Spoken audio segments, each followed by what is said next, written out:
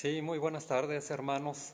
Estamos transmitiendo en vivo nuevamente aquí desde las instalaciones de la iglesia y es viernes, viernes santo, viernes donde recordamos la crucifixión de nuestro Señor Jesucristo y vamos a ponernos primeramente en las manos de Dios antes de comenzar a adorar su bendito nombre y a meditar en su palabra.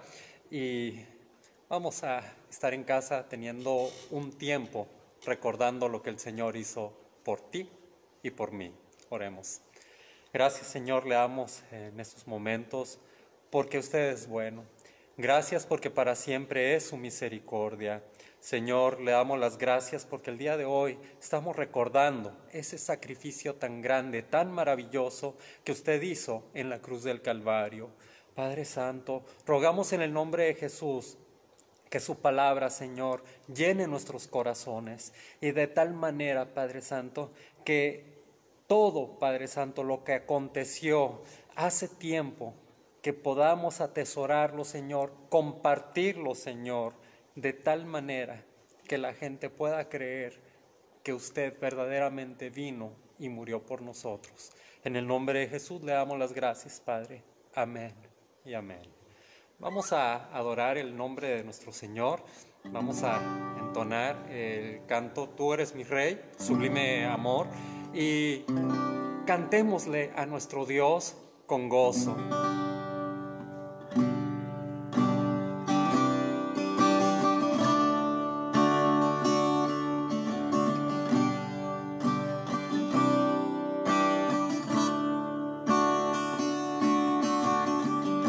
Soy perdonado, tú fuiste abandonado, soy aceptado, moriste tú. Vivo y estoy, tu espíritu me llena, porque venciste y vivo estás. Soy perdonado, tú fuiste abandonado, soy aceptado, moriste tú. Vivo y estoy, tu espíritu me llena, porque venciste y vivo estás. Sublime amor, ¿cómo entender que por mi causa muere el Rey? Sublime amor, sé que es real, mi gozo es honrarte a ti, con mi vivir te honro a ti. Soy perdonado, tú fuiste abandonado, soy aceptado, moriste tú. Vivo y estoy, tu espíritu me llena, porque venciste y vivo estás. Sublime amor, ¿cómo entender que por mi causa muere el Rey? Sublime amor, sé que es real, mi gozo es honrarte a ti. Sublime amor, ¿cómo entender que por mi causa muere el Rey? Sublime amor, sé que es real, mi gozo es honrarte a ti, con mi vivir te honro a ti, con mi vivir te honro honro a ti.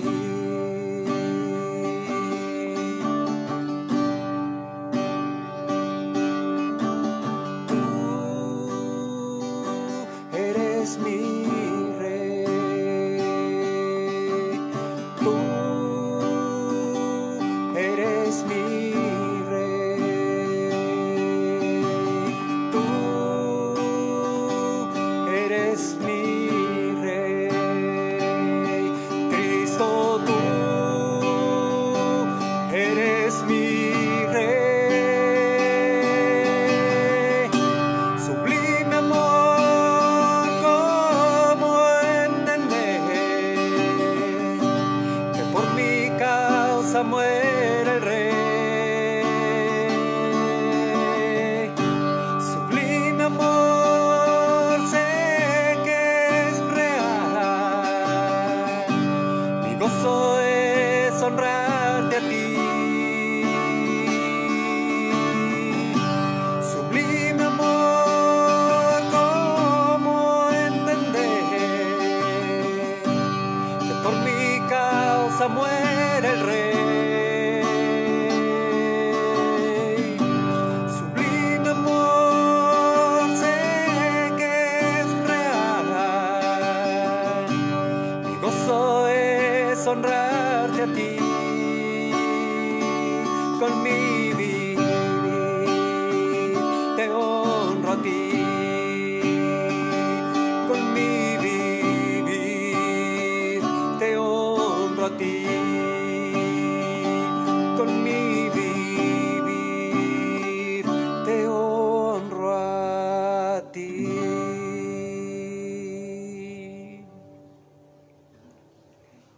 Honramos a nuestro Señor con nuestra manera de... Lo honramos obedeciendo sus mandamientos, lo honramos buscando su rostro día tras día. Y en esta ocasión solamente vamos a tener un canto. El martes tuve mi experiencia con las lluvias, me mojé y ando un poquito raro de la garganta. No es el bicho que anda rondando, es un simple resfriado. Pero bendito Señor, que Él es quien nos cuida, Él es el que está protegiéndonos por medio de sus santos ángeles que acampan a nuestro alrededor. Él nos defiende. Y vamos a meditar en estos momentos en la palabra del Señor, y quiero que abramos nuestras Biblias en Mateo capítulo 27, vamos a estar de los versos 32 en adelante, y vamos a ver qué es lo que la Escritura nos dice acerca de esos últimos momentos de nuestro Señor aquí en la tierra, últimos momentos en vida, momentos que Él estuvo padeciendo. Y han pasado aproximadamente 1987 años. Esto es, si consideramos que fue en el año 33 después de Cristo, el año en que nuestro Señor murió. Hay personas que han tratado de investigar en qué año fue, y algunos dicen que fue como el año 29, otros lo sitúan en otro año. No logran todavía dar con qué fecha fue, o mejor dicho, en qué año fue cuando murió nuestro Señor. Pero una cosa es cierta: nuestro Señor Jesucristo vino al mundo y Él murió por ti y murió por mí. Y eso es lo que el día de hoy estamos recordando. 1987 años, un día fatídico, un día en que el Hijo de Dios padeció una de las muertes más humillantes y horrendas de toda la historia. Ese es el motivo por el que estamos reunidos en este momento, el día de hoy, con un corazón triste por el padecimiento de nuestro Señor, pero un corazón agradecido con Dios por esa provisión divina que nos brinda la oportunidad maravillosa de reconciliarnos con Él. En el día de la crucifixión de Jesús hubo bastantes acontecimientos. Generalmente, cuando nos reunimos en un Viernes Santo, nosotros nos basamos en meditar sobre todos los padecimientos de nuestro Señor. Él padeció latigazos, padeció puñetazos, fue escupido, lo desnudaron, se burlaron de Él, lo clavaron sobre la cruz y lo levantaron. Fue erigido en esa cruz. ¿Qué es lo que nos dice la Escritura que ocurrió en ese proceso? Vamos a darle lectura al versículo 32 de Mateo 27. Vamos a lo que era la procesión rumbo al Gólgota. La palabra de nuestro Señor dice de la siguiente manera: cuando salían, hallaron a un hombre de Cirene que se llamaba Simón. A este obligaron a que llevase la cruz, y cuando llegaron a un lugar llamado Gólgota, que significa lugar de la calavera, le dieron a beber vinagre mezclado con hiel, pero después de haberlo probado, no quiso beberlo. Cuando le hubieron crucificado, repartieron entre sí sus vestidos, echando suertes, para que se cumpliese lo dicho por el profeta: partieron entre sí mis vestidos, y sobre mi ropa echaron suertes. Muy bien. En el versículo 32 encontramos una tremenda referencia. En primer lugar, Jesús no puede cargar la cruz o el travesaño de la cruz. No puede cargarlo. ¿Por qué no puede cargarlo? Toda la noche, desde que Él fue arrestado, Él estuvo padeciendo desde juicios, torturas, todo el estrés que se estuvo generando, aún desde que Él estuvo en Getsemaní. Dice la palabra que cuando Él oraba, que gotas de sudor caían y eran gotas de sangre. Vean el estrés que nuestro Señor Jesucristo ya estaba padeciendo. Y una vez que Él fue golpeado, torturado, llegó el momento de caminar hacia el Gólgota. Pero Él estaba tan agotado que Él no pudo cargar el madero. Ya no podía, ya no tenía fuerzas. Imagínense, ¿cómo se siente usted en una noche de desvelo? Vamos a decir, un 1 de enero. ¿Cómo se siente usted en la mañana después de haber pasado en vela toda la noche? Es cierto, no tenemos las mismas fuerzas, no tenemos los mismos reflejos, ¿verdad? Imagínense ahora estar sufriendo, siendo torturado una y otra vez. Nosotros encontramos aquí que el Señor no fue capaz de llevar esa cruz al Gólgota, y es en el momento preciso donde se requirió que llamaran a Simón de Cirene. ¿Quién fue Simón de Cirene? Es un personaje del cual no tenemos mucha referencia en la Escritura. La única información que podemos tener de él es lo que está escrito en el Evangelio de Marcos, capítulo 15, versículo 21, donde se menciona que él era el papá de Alejandro y de Rufo. En este versículo que estamos leyendo, capítulo 32 de Mateo, y también en el versículo 21 de Marcos, nos menciona de que a Simón lo tuvieron que obligar para que cargara el patíbulo de la cruz, o sea, el travesaño. A él lo obligaron para que lo cargara. En ningún evangelio, Mateo, Marcos, Lucas, se nos menciona que fue un acto voluntario. ¿Estarías tú dispuesto a cargar la cruz de Jesús? ¿Seguro? Simón no estaba dispuesto. Sin embargo, lo que era Roma tenía la facultad de requerir a cualquier persona, tomar a alguien, y especialmente si era algún extranjero que anduviera por ahí, para que pudieran cumplir con un determinado oficio por disposición oficial. En este caso, ¿qué es lo que encontramos aquí? Vemos cómo Simón tiene que llevar el madero. Cristo, en un momento determinado durante el Sermón del Monte, Él declaró la siguiente palabra. Vamos al capítulo 5, verso 41. Y nos vamos a dar cuenta de que era algo común en el Imperio Romano. Dice la Escritura: y cualquiera que te obligue a llevar carga por 1 milla, ve con él 2. ¿Pueden notar lo que está diciendo aquí? Habla acerca del amor hacia los enemigos, y el enemigo en determinado momento te va a obligar a que le ayudes a llevar una carga. Simón de Cirene dice que venía del campo, no estaba trabajando en la agricultura, puesto que era un día de fiesta y eso estaba prohibido para el pueblo judío.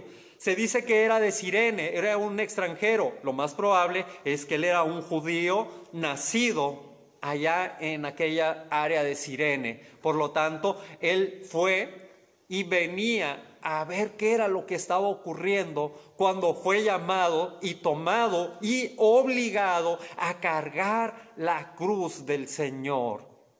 Si analizamos bien esta situación, él era completamente inocente. Jesús, no Simón. Jesús era completamente inocente. Cristo está padeciendo por nuestra causa. En este caso, Simón de Cirene nos representa a cada uno de nosotros cuando él carga la cruz de Jesús. Nosotros somos los que deberíamos de morir. Ese trayecto nos pertenecía. A Simón le tocó cargar la cruz obligado. No es algo que él quiere hacer, pero no tiene ninguna otra opción. Hay un poder al cual él debía de sujetarse, el Imperio Romano. Pero como podemos notar en el pasaje de Marcos, en ese camino se especula que Simón llegó a creer en Jesús.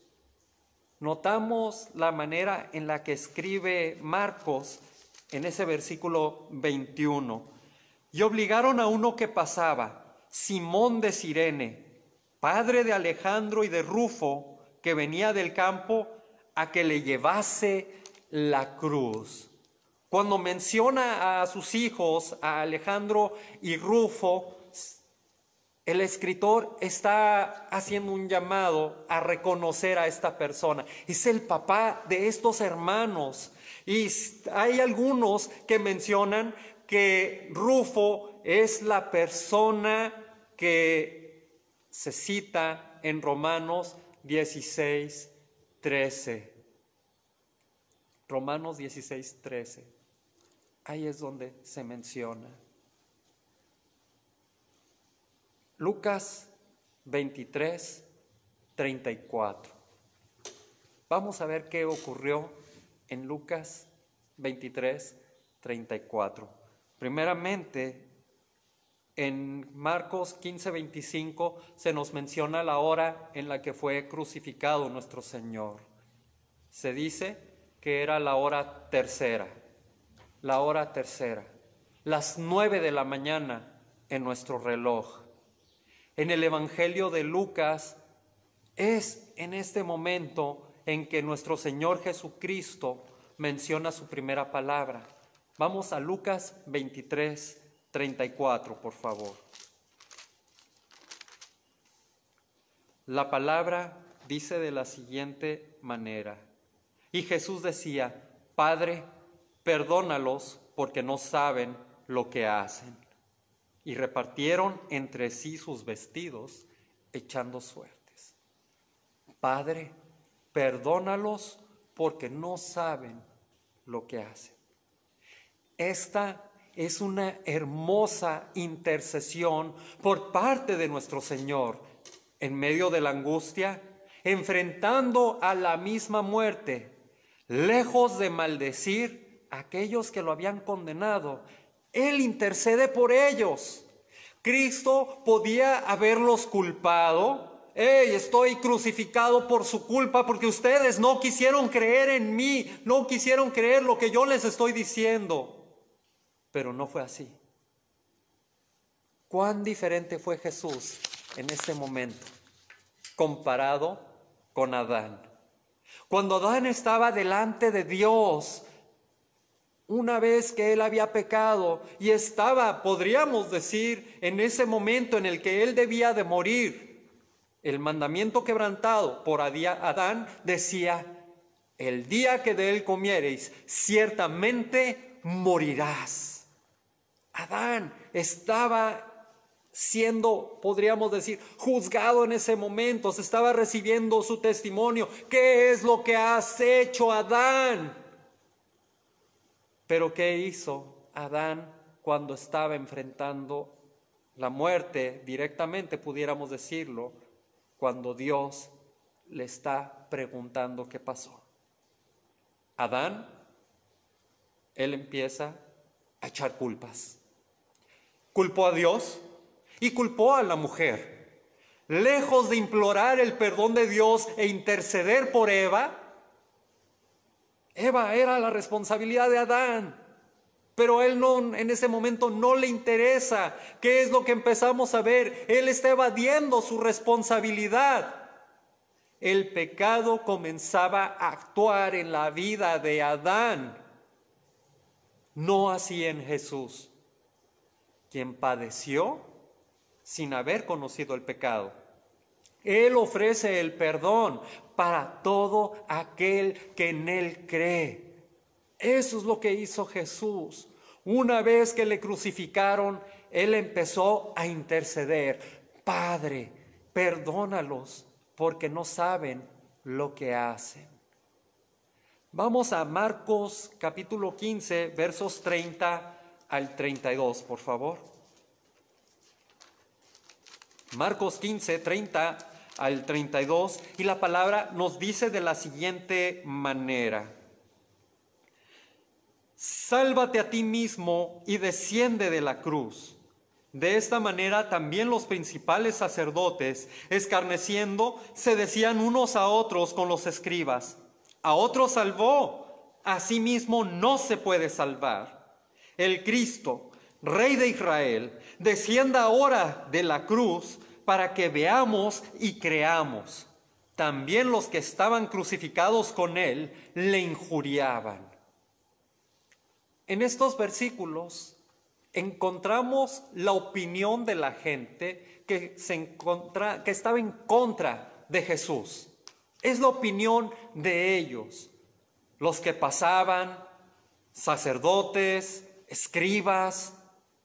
Irónicamente, ellos están diciendo algo que es humanamente imposible. Y no digo que sería imposible para Jesús bajar de la cruz.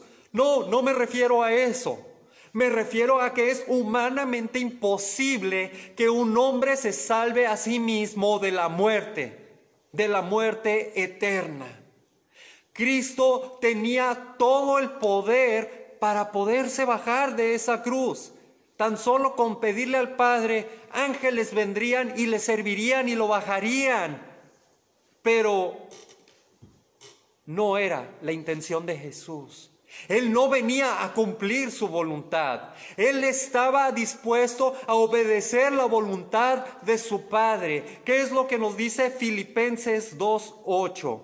Ahí encontramos cuál era la disposición de Jesús. Y estando en la condición de hombre, se humilló a sí mismo, haciéndose obediente hasta la muerte y muerte de cruz.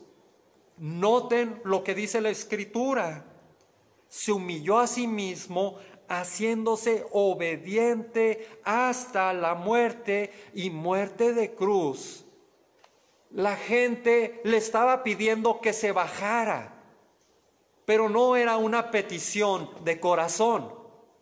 No era, sino que ellos estaban burlándose, estaban escarneciéndole. Era lo que ellos hacían. Pero si Cristo se hubiese bajado de esa cruz, no habría salvación para nosotros. No habría. Hace unos momentos mencionaba que Simón nos representaba cuando cargó la cruz rumbo al Calvario. Una cruz merecida por cada hombre que ha existido, nacido bajo la ley del pecado. Pecado que nos fue imputado a la raza de Adán. El hecho de ser llamado pecadores implica que en nosotros no existe una manera efectiva para que podamos alcanzar o garantizarnos la entrada al cielo. No importa cuánto trates, todos los intentos que tú hagas van a ser infructuosos, puesto que el corazón del hombre siempre está inclinado hacia la maldad. Génesis 6:5. Por lo tanto, ese corazón, ese ser humano, está espiritualmente muerto, según Efesios 2:1. Ahí menciona la Escritura que el ser humano, que nosotros estábamos muertos en nuestros delitos y pecados, pero Cristo vino a darnos vida. Eso fue lo que vino a darnos Cristo, a una raza muerta en delitos y pecados. Y cuando hablamos de una persona muerta, ¿qué es lo que podemos añadir al respecto? En primer lugar, un muerto no tiene capacidad para pensar, no tiene capacidad para moverse, ni para hacer algo por sí mismo, pues no hay vida en él. Esto nos conduce a lo que nos declara la Escritura en Romanos capítulo 3, versos. Acompáñenme, por favor, a hacer esta lectura. Romanos capítulo 3, versículos 9 al 20. Dice la Escritura de la siguiente manera: ¿qué pues? ¿Somos nosotros mejores que ellos? En ninguna manera. Pues ya hemos acusado a judíos y a gentiles que todos están bajo pecado, como está escrito: no hay justo ni aun uno, no hay quien entienda, no hay quien busque a Dios. Todos se desviaron, a una se hicieron inútiles. No hay quien haga lo bueno, no hay ni siquiera uno. Sepulcro abierto es su garganta. Con su lengua engañan, veneno de áspides hay debajo de sus labios. Su boca está llena de maldición y de amargura. Sus pies se apresuran para derramar sangre. Quebranto y desventura hay en sus caminos, y no conocieron camino de paz. No hay temor de Dios delante de sus ojos.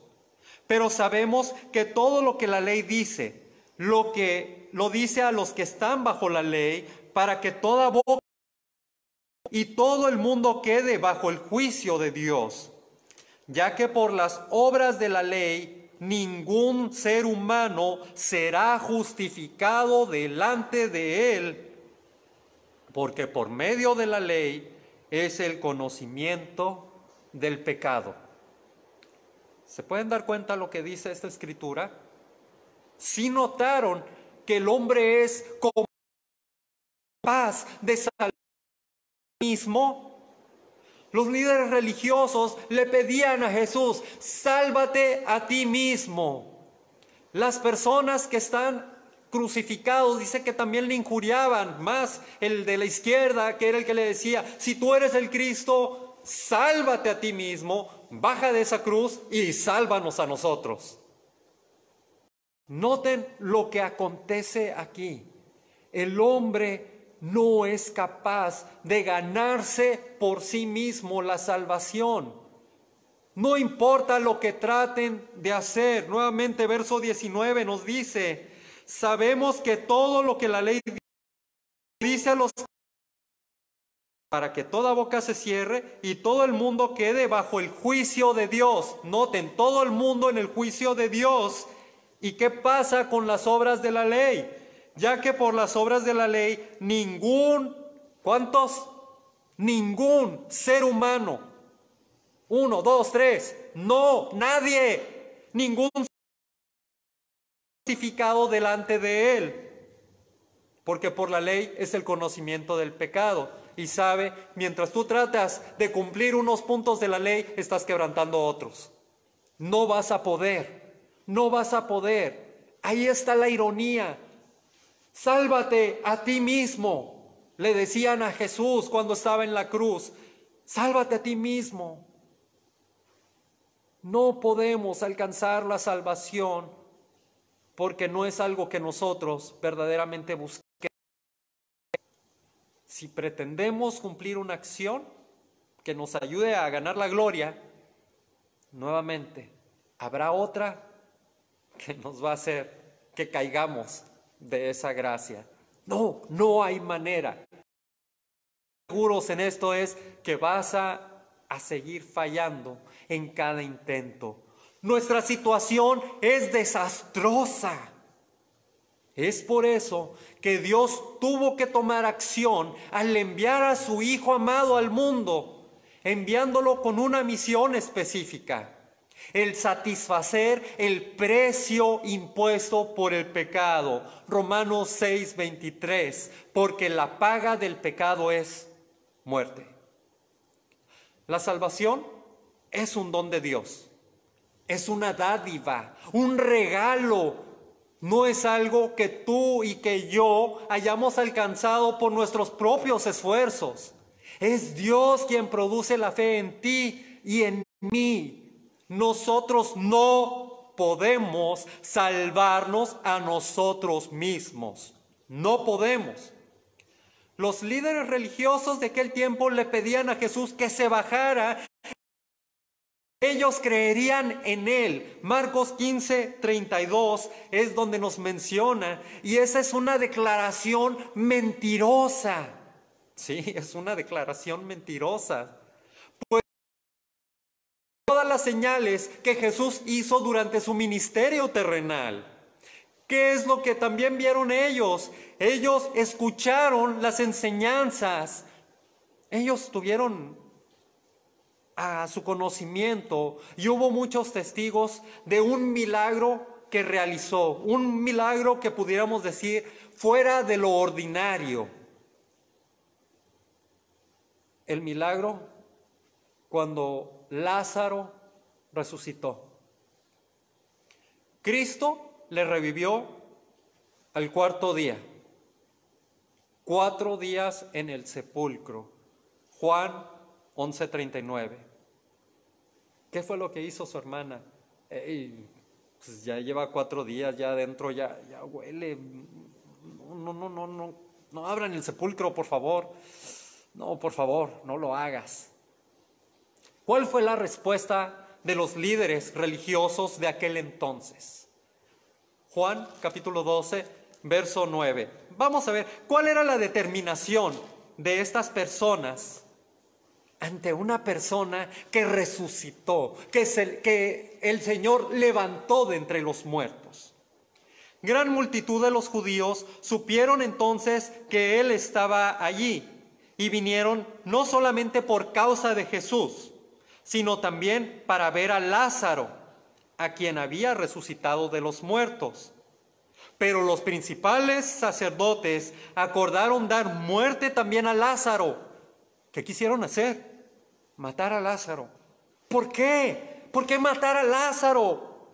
Porque a causa de él, muchos de los judíos se apartaban y creían en Jesús.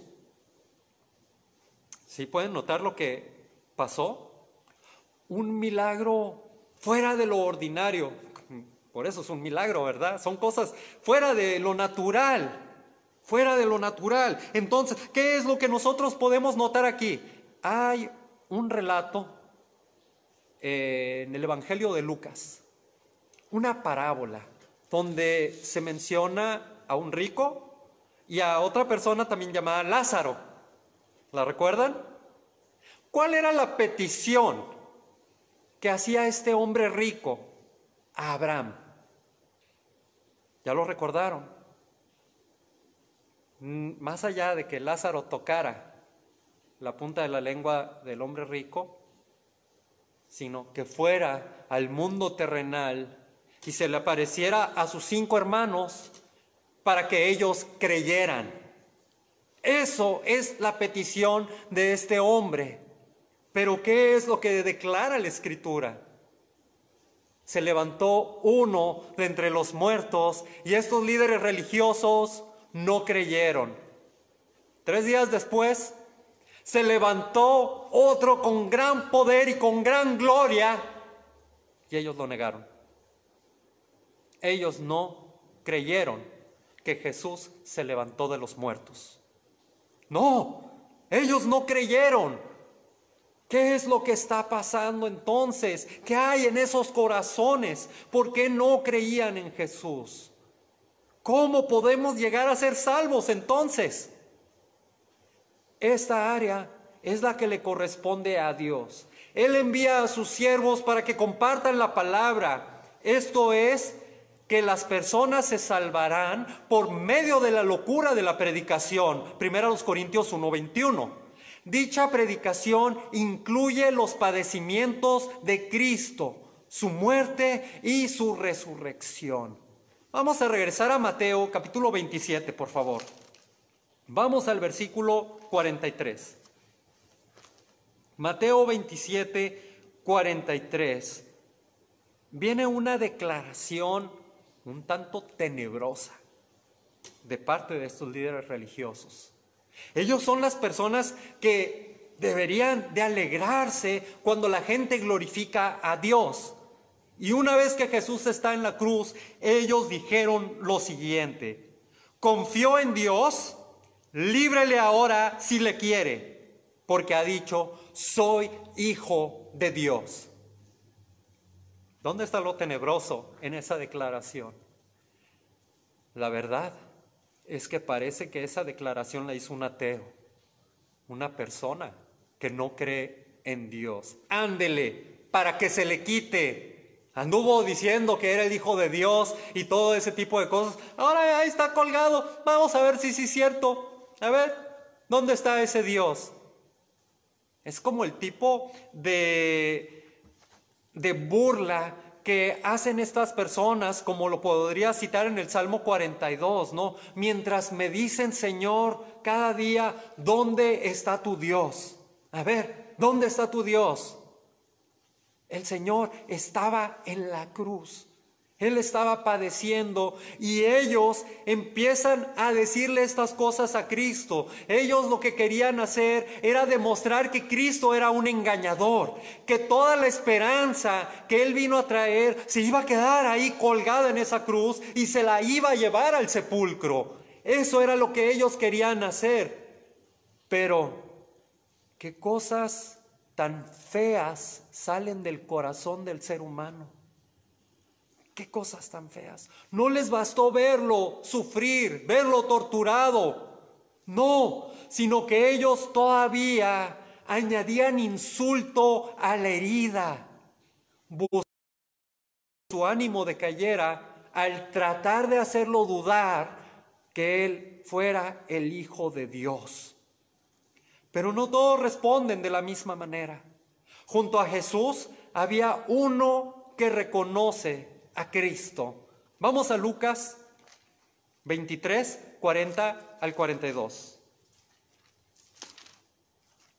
Lucas 23, 40 al 42. Están injuriando a nuestro Señor.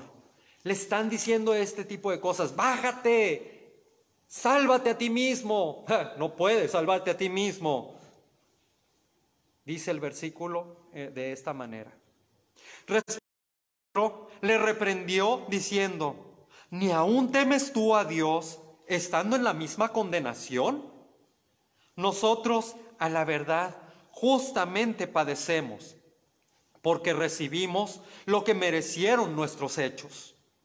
Mas ningún mal hizo. Y dijo a Jesús, acuérdate de mí cuando vengas en tu reino. Este hombre reconoce su pecado. Él sabía que legalmente estaba pagando por sus acciones. Pero al ver a Jesús, Él lo declara justo. Que es verdad, y es por esa causa que el sacrificio de Cristo es una garantía que nos asegura la salvación. Cristo está tomando un lugar que le correspondía al ser humano. Cristo está sustituyendo al hombre. Cristo cumple la sentencia penal que había sido decretada sobre Adán e imputada a toda su descendencia.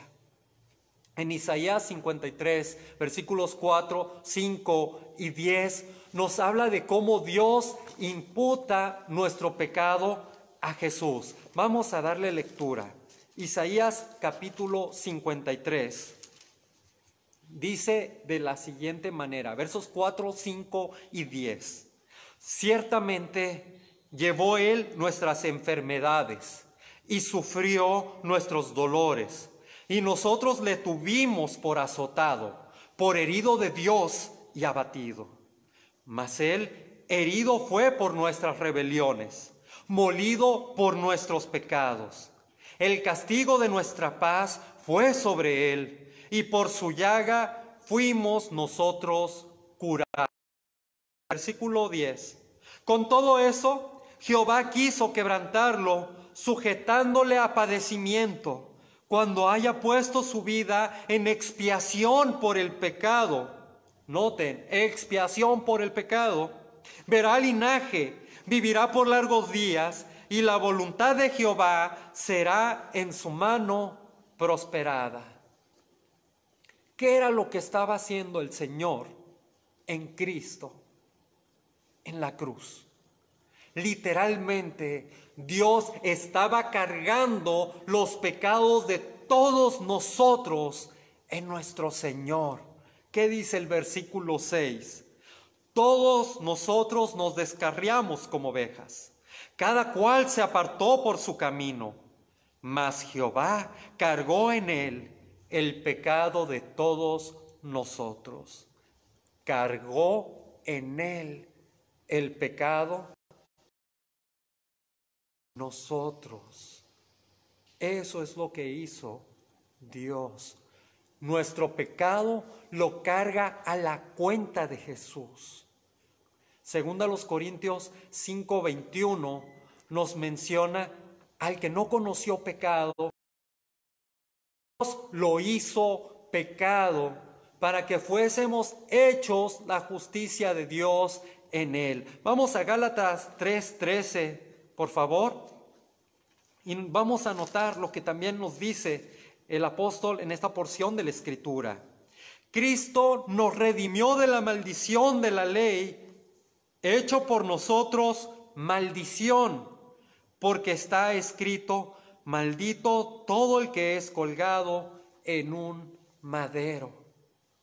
Noten hasta dónde llegó Jesús, hasta dónde llegó Dios. Cargó todo nuestro pecado en Cristo. Todo el pecado del ser humano, imputado a un ser perfecto. Y esto trae como consecuencia una acción maravillosa. Y esta es la buena nueva. La justicia de Jesús es imputada al hombre. Vamos a Romanos 3:26, por favor, y a 1 Pedro 2:24. Romanos 3:26.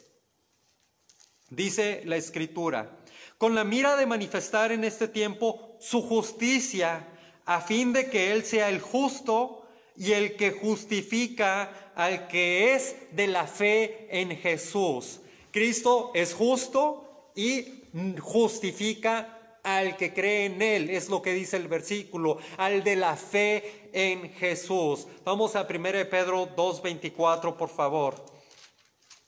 Dice la Escritura: quien llevó él mismo nuestros pecados en su cuerpo sobre el madero. Nuevamente, imputación de nuestros pecados hacia Jesús.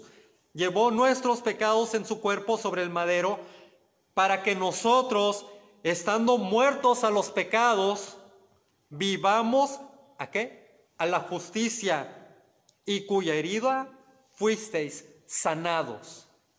El sacrificio de Jesús te trae justicia. Nuevamente, no es tu justicia, es la justicia de Cristo la que va a actuar en ti cuando tú crees en el Señor. El regalo a este hombre que estaba en la cruz a la derecha de nuestro Señor Jesucristo, fue recibir la justicia de Dios en Cristo, quien murió primero antes que los dos compañeros o malhechores que estaban crucificados a derecha e izquierda. Lucas 23:43 nos da la declaración de nuestro Señor antes de morir, por supuesto. Digo antes que murió primero Jesús, porque los soldados romanos, ellos se sorprendieron de que hubiera muerto tan rápido. No sé en qué mundo andarían estos soldados. A lo mejor no les tocó ver todo el padecimiento de Cristo. Pero ellos lo notaron. Las palabras de Jesús hacia este hombre fueron: de cierto te digo que hoy estarás conmigo en el paraíso. Hoy estarás conmigo en el paraíso. Qué hermosa promesa le está dando nuestro Señor a ese pecador, un pecador sin duda arrepentido, está padeciendo por sus delitos, por sus pecados, pero una vez que voltea y pone su fe en Jesús, le reconoce que él no debería estar ahí y que su reino no era un reino de este mundo. Cristo le dice: desde este día. ¿Por qué desde ese día? Porque no iban a permitir que ellos estuvieran colgados durante el día de reposo. No lo iban a permitir. Eso era abominación y ellos ciertamente morirían también en ese día. Una vez muerto este hombre, él gozaría de estar en la presencia del Señor en el paraíso. Todo el sacrificio de Cristo nos conduce a la reconciliación con Dios. No hay otro objetivo. Dios estaba en Cristo reconciliando consigo mismo al mundo, no tomándole en cuenta sus pecados. Segunda a los Corintios 5:19. Hoy seguimos recordando esta gran obra de reconciliación. Dios aún busca la reconciliación con el mundo. Cristo murió en la cruz por ti, murió por mí. En la cruz Él ofrece perdón y vida eterna. El Señor nos guía hacia la cruz. Nuestros pecados quedaron clavados en ella. ¿Estás dispuesto a creerle a Dios y aceptar este regalo? ¿Estás dispuesto a creer lo que la Escritura declara? Mueve algo Dios en tu corazón cuando dice que Cristo tomó tu lugar y tú no tienes por qué morir. Cristo es nuestra esperanza de gloria. Cristo es el camino que nos lleva al Padre. Él es la verdad y la vida. Nadie viene al Padre si no es por Él. Nuestro Señor Jesucristo murió ese día en la cruz del Calvario. Él terminó su obra. Jesucristo hizo algo muy maravilloso, sublime para ti y para mí. Lo hizo por todos. Es necesario, por tanto, que vayamos y compartamos este mensaje. No es un mensaje que solo se recuerda una sola vez al año. Es un mensaje que debemos de compartir todos los días de nuestra vida. El Señor murió en la cruz. El Señor padeció por nuestros pecados. Pero aguarda, la noticia del Señor es grande. Porque 3 días después, nuestro Señor se levantó de entre los muertos para proclamar victoria sobre la muerte, sobre Satanás y sobre el pecado, garantizándote así la vida. Vida que puedes tener en Él si solo crees en Él. Dice Juan 3:16, porque de tal manera amó Dios al mundo, que ha dado a su Hijo unigénito, para que todo aquel que en Él cree no se pierda, mas tenga vida eterna. Y ese es el llamamiento de Dios, a creer en Él, a creer en Jesús, para que tú también puedas vivir como aquel reo de muerte que estaba a la derecha de Jesús. Que el Señor te bendiga, mi amado hermano o hermana. Sigue cuidándote, quédate en casa, busca de Dios en este tiempo. Comunícate con tus hermanos por teléfono, con tu familia, y deja que Dios obre en medio de toda esta circunstancia. Dice la Escritura, Él ya llevó nuestras enfermedades a la cruz. Y si alguno de nosotros ha de padecer por esta enfermedad, y si está en los planes de Dios que nosotros también muramos, no te preocupes. Si crees en Jesús, estarás con Él en el paraíso. Que el Señor te bendiga, mi amado hermano y hermana. Próximo domingo nos estaremos viendo a las 11 de la mañana.